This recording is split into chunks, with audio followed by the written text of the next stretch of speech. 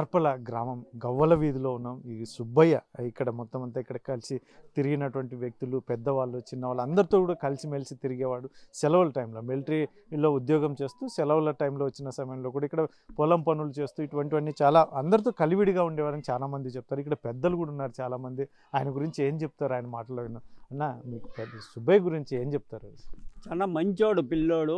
ఏమిటికైనా కానీ ప్రతి ఒక్క పని వచ్చే పిల్లోళ్ళ మాదిరి మాతో మాట్లాడి బాగా చేస్తాండే. పిల్లోడు మాదిరి చిన్నగా అది మామ ఇది మామ అని మాతో బాగా మాట్లాడుతాండే. వచ్చినప్పుడల్లా బాగా పిల్లోడు దాంటు పోతుంటే కూడా ఏం మామ ఏం బూ తిన్నారా లేదా అని మమ్మల్ని బాగా అడుగుతాండే. అప్పట్లో వరకు బాగా మామూలు వచ్చినప్పుడల్లా ఇట్లా ఇట్లా తిరుగుతాడు కాబట్టి మాకు బాగా పరిచయం ఆ పిల్లోడు. కానీ అక్కడ మిలిటరీలో ఆయన చనిపోతాడని తెలిసి కూడా 30 మందిని కాపాడడం ఎలా చూస్తారు? ఏం చెప్తారు? చాలా మంచోడు. ఇంకా దానికి అంత పని చేసిండే దానికి వాల్యూ మనము కూడా అంత 10 మందికి 30 మందిని గడకు బీకినాడంటే గొప్పదే కదా. అతని అంత ఎంత ధైర్యం అనేది ఉండాలి కదా. అతనికి కూడా అంత ధైర్యం చేసినాడంటే గొప్పది అని మేము అనుకున్నాము. అదొకటి గొప్పది అయినా కనుక అదొకటి. చనిపోతూ కూడా గొప్ప విషయం, పెద్ద పని కదా. అతను అంత పని చేసినాడంటే గొప్పదని మేము అనుకున్నాము సార్. ఏం చెప్తాను? పొలం పనులు కూడా సెలవుల టైంలో వచ్చినప్పుడు పొలం పనులు కూడా చేసేవాడు. ఇప్పుడు మాత్రం అంతేనయ్యా, బాగా మంచి అబ్బాయి లేదండి. లేదు అందరికీ కావాల్సిన వ్యక్తి. ఎవరైనా బాగా ఎంత బాగుండవా ఏమైనా బాగుండవా అని పొలం పని చేస్తాడు. వచ్చినప్పుడు ఏదైనా పిల్లలు కానీ మన పిల్లలు కానీ ఇంటికి వచ్చినప్పుడు ఎంత బాగుంటుంది అందరూ బాగుంటుందని చెప్తాంటే ఆడ ఎట్లా అయ్యాని బాగుంది నాకేం బాగుంది మామ అని. ఈ టైంలో ఆయనకు వీళ్ళందరికీ కాపాడినది చాలా భగవంతుడు సృష్టించి ఆయన కాపాడే 10 మంది కాపాడాడు ఇప్పుడు ఈ రోజుల్లో. అటువంటి వ్యక్తి ఆ ధైర్యంగా భగవంతుడు ఇచ్చినట్టు చాలా సంతోషం. మాకు కూడా సంతోషం ఆయన గురించి. ఓకే. ఇక్కడ వేరే ఊరు నుంచి వచ్చి ఇక్కడ సెటిల్ అయ్యి కూడా ఇక్కడ పెళ్లి చేసుకొని ఈ గ్రామంలో అందరితో బాగా కలివిడిగా ఉండడం సుబ్బయ్య గురించి ఏంటి? మా తమ్ముని అల్లుడు మాకు అల్లుడే ఆయన. వచ్చినప్పుడు మామ మామ అది మామ. నా కూతురు అదే పరిస్థితి జరిగింది. మా కూతురుకు ఉద్యోగం ఇచ్చినారు. ఆయన మామ కలిసిమెలిసి బాగా వచ్చినప్పుడల్లా మాకు ఇంకా మామలు ఉన్నాయనుకో అంత బాగా ఉన్నాం. అందరితోనూ కలిసిమెలిసి బాగా మంచి వ్యక్తి అంతవరకు. అదే 30 మందిని కాపాడడం ఎందుకంటే అదే అని అన్నారు. చాలా పెద్ద బుద్ధికి పెద్ద మనస్సు అతనిది. అందరికీ బాగున్నట్లు బాగా కాపాడినాడు.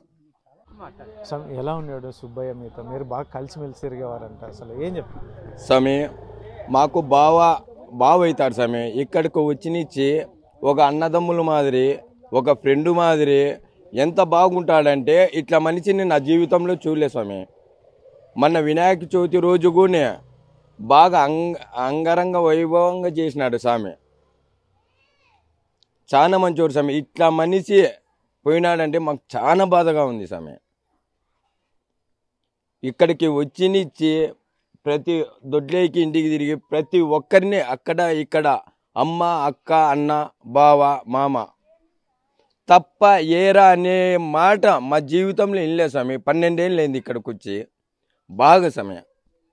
ఇప్పుడు 30 మందిని కాపాడడం అనేది చాలా మందికి దొరకదు ఇటువంటి కార్యక్రమం. అసలు ఆయన కూడా ప్రాణాలు పోతాయని తెలిసి కూడా ఆ రకంగా నిర్ణయం తీసుకోవడం అనేది ఎలా చూస్తారు? చాలా గొప్ప విషయం కదా స్వామి. అదే స్వామి నేను అంటుండేది.